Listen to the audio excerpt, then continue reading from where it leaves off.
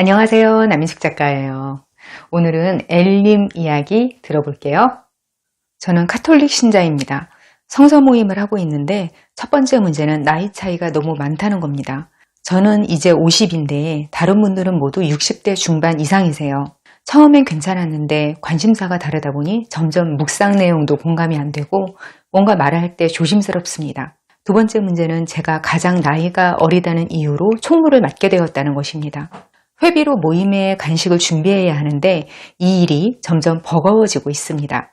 돌아가면서 간식을 준비하면 경쟁이 되어 모두 부담스러워진다고 하셔서 제가 일주일에 한 번 혼자 준비하고 있습니다. 모두 수고한다고 말로는 격려해 주시지만 애써 준비한 간식에 손을 안 대시거나 불만이 나타나곤 합니다. 1인분씩 포장이 되어 있으면서 예산에도 맞춰야 하는데 어떤 분은 빵이나 떡은 안 드시고 어떤 분은 과일을 안 드십니다. 이제는 묵상보다 간식 준비가 더 고민이 되는 지경에 이르렀는데요. 이런 마음으로 이 모임을 계속 해나가야 할지 심각하게 고민하고 있습니다. 좋은 마음으로 시작한 일이지만 버거운 일, 어떻게 하면 될까요? 사연자님 사연을 들으시고는 이렇게 많이들 생각하실 거예요. 그걸 그냥 그만두지 뭘 질문을 하고 있어. 이렇게 생각하실 수 있는 이유가 이런 고민 뒤에 있는 복잡한 사정들이 보이지 않기 때문이거든요. 제가 쑥쑥님들께 드리고 싶은 말씀이 있는데요. 가끔 너무 한쪽 편만 드는 것 같다 하고 제게 말씀을 주시는데요. 제 기본적인 입장은 사연자님 편을 들거나 사연자님 마음 편하게 해드린다 이거예요.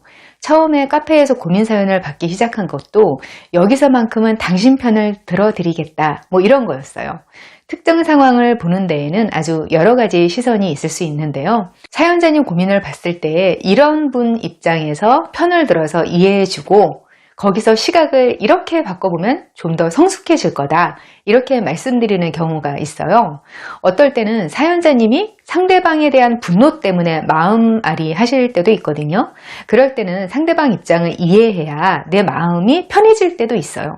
저 사람이 나를 미워해서 그런 것만은 아니구나. 따라서 내가 그렇게 미움받거나 무시받을 만한 사람도 아니구나. 이렇게 생각할 수 있으면 내 마음이 좀 가벼워져요. 그래서 사연에 대한 시각이 통상적인 거하고 좀 다른데 저 여자가 뭔가 개인적인 원한이 있어서 특정 케이스를 두둔하는데 이런 건 오해이실 수 있어요. 왜냐하면 비슷한 입장을 또 다른 사연자님한테서 들으면 저는 또 그 반대 시각에서 이야기하거든요. 사람이 자기가 겪는 힘든 일이나 감정을 좀 객관화해서 남의 일처럼 들으면 마음이 편해지는 효과가 있어요. 그래서 같은 상황, 여러 입장을 다양하게 접하면 그게 본인 일이 되었을 때 잘 대처할 수 있는 사람이 되거든요. 제가 관계나 사건을 이렇게 미분하듯 쪼개서 보여드리면 그걸 그냥 편안히 보시고 내 일이 됐을 때 이렇게 저렇게 적용해 보시면요. 실제로 그게 도움이 돼요. 오늘도 그런 시간이 되시면 좋겠습니다. 오늘 사연자님은 최소 10살 많은 인생 선배님들이 수두룩한 집단에서 봉사하고 계신 분이신데요. 연령대 구성이 고령화 지역에서 청년회장 하시는 장년층 뭐 이런 느낌이죠 지금. 저는 일단 이 묵상 모임 구성이 좀 잘못된 느낌인데요. 종교 모임일수록 사람들 마음을 보듬고 배려해주는 부분이 많거든요. 그래서 교구별로 모임을 구성하거나 할 때는 사는 지역이나 연령대 뭐 이런 것도 우선적으로 고려를 한단 말이에요. 그런데 10살 어린 세 사람이 혼자 뚝 떨어지게 구성된다는 게 좀 이해가 안 되긴 하거든요. 이게 사연자님 입장에서는 말도 안 되게 어려운 일이에요. 이런 상황에서 어떤 점들을 생각하시면 될지 같이 정리해 볼게요. 첫 번째, 내가 무엇을 받고 있는지 생각해 보세요. 보통 어떤 모임에서 그래, 네가 어리니까 이런 일 해라. 이런 식으로 연장자들이 말하는 상황이면 연장자들이 막내를 위해서 평소에 뭔가 더 해주는 게 있을 때가 많거든요. 예를 들어서 30, 40대가 섞여 있는 모임에서 보면 더 젊은 분들이 손발 쓰는 거, 뭐 이런 거 나서서 해요. 우리나라가 유교 사회다 보니까 안 그러자고 해도 자연스럽게 이렇게 되는 경우가 많죠. 근데 그게 마냥 대접받는 게 아닌 경우가 많죠.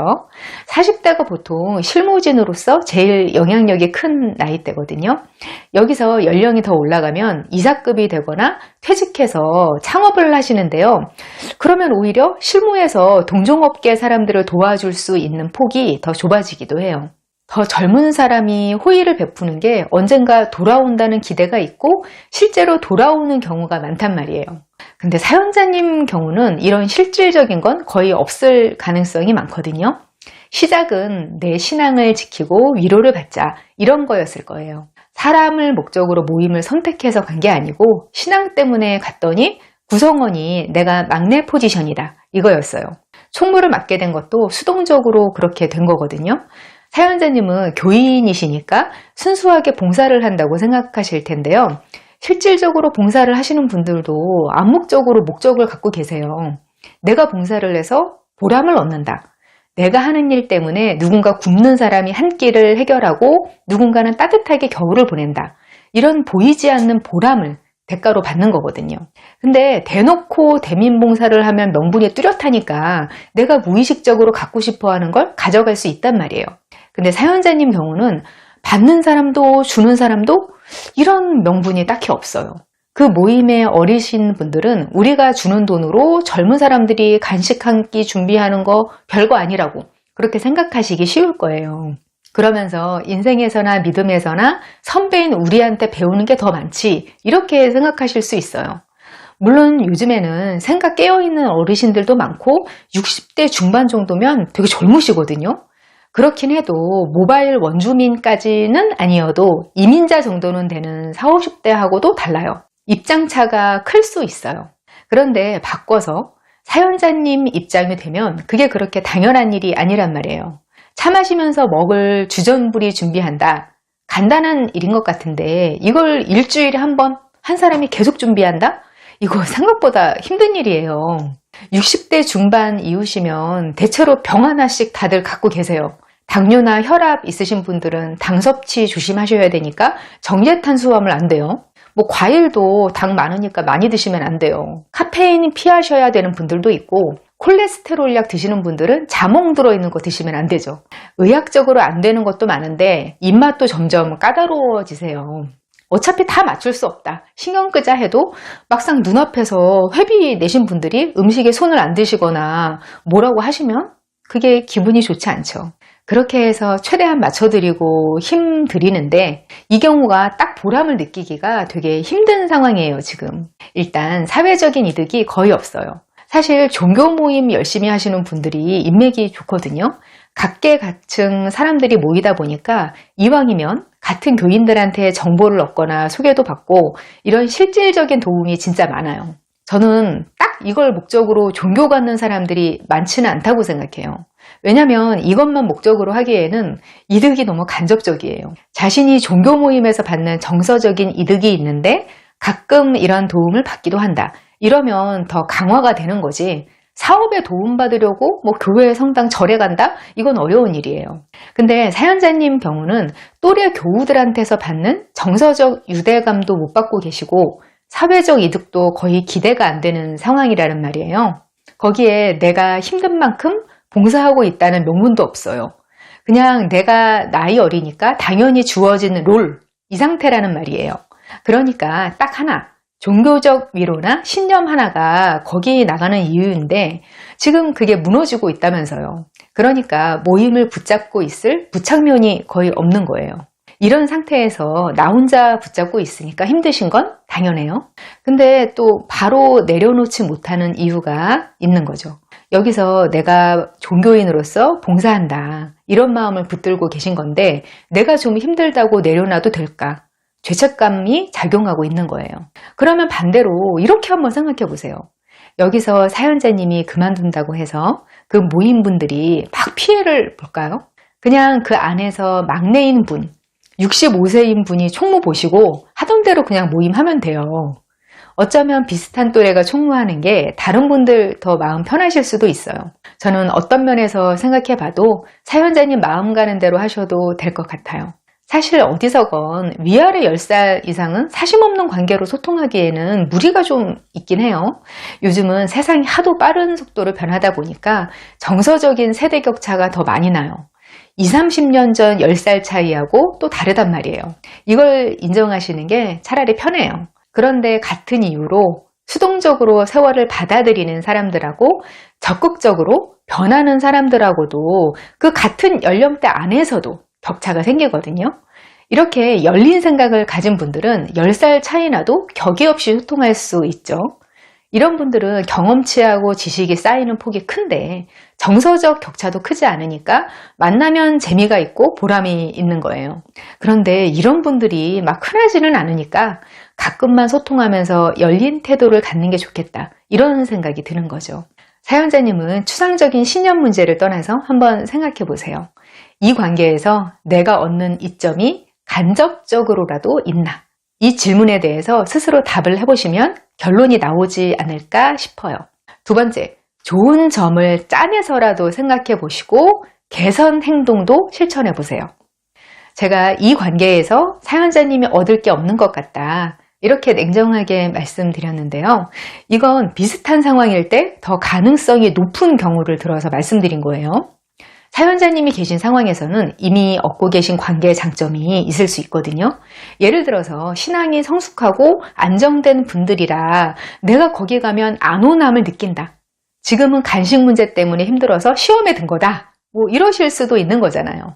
그러면 이대로 쭉 참을까? 확 그만 나와버릴까? 이렇게 극단적으로 두 가지 중 하나만 선택하실 일이 아니죠. 어떻게든 상황을 나아지게 만들 행동을 해봐야죠. 저는 이걸 개선 행동이라고 이름 붙여볼게요. 많은 분들이 관계뿐 아니라 여러 면에서 힘들어 하실 때 이 개선 행동이 제대로 안 되는 걸 많이 보게 돼요. 그 이유가 몇 가지 있는데요. 우선 실천을 많이 안 해봐서 겁이 나서 그런 거예요. 우리가 가만히 있으면 중간은 간다, 이런 말을 많이 듣고 살았잖아요. 그게 또 실제로 가만히 있으면 저절로 문제가 풀리는 경우도 꽤 많아요. 그래서 어떤 문제가 생기면 잠깐 지켜보는 것도 좋아요. 이걸 경험할 때가 많으니까 계속 가만히 있는 거예요. 시간이 지나도 이게 해결될 기미가 안 보이면 뭐라도 행동을 해야 되거든요. 사연자님 같은 경우는 모임에서 솔직히 말씀하시는 것도 좋아요. 말의 내용이야 힘들어서 총무 그만두겠습니다, 이거지만 그걸 예쁘게 포장해서 말씀드려야죠. 일상생활에서는 알맹이보다 포장이 중요할 때도 사실 많거든요. 사람들이 중요한 사람한테 선물할 때는 똑같은 브랜드 상품이라도 더 비싼 값으로 백화점 가서 사는 경우가 많잖아요. 그것도 포장 때문이고요. 그 포장에 당신을 위해 이만큼 신경 썼다는 메시지가 들어있는 거죠. 그러니까 사연자님도 다른 분들 기분을 상하지 않게 하는 그런 언어로 말씀드리면 좋겠다, 이거예요. 무슨 자격증을 새로 따거나 배운다든지 그런 일정 하나를 만들어서 시간이 없어졌다는 명분을 만드는 것도 좋을 것 같아요. 건강이 악화된 부분이 있으면 그걸 부각시키는 건 어떨까 싶기도 하고요.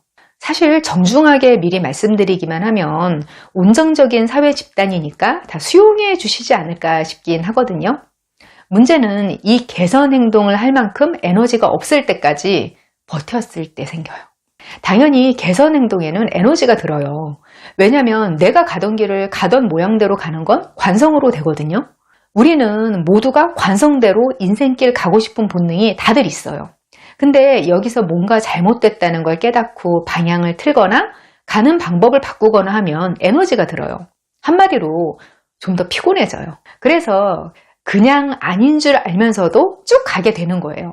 그러다가 너무 지쳐서 이제 길을 바꿀 힘이 안 남게 되면 어떻게 될까요? 그냥 도망치게 되는 거예요. 사연자님 상황을 예로 들면 어느 날 갑자기 말없이 모임에 안 나가고 연락 끊는 사태가 벌어질 수도 있는 거예요. 이렇게 되면 그 전까지 묵묵히 자기 자리를 지키던 보람이 다 없어지게 되는 거죠.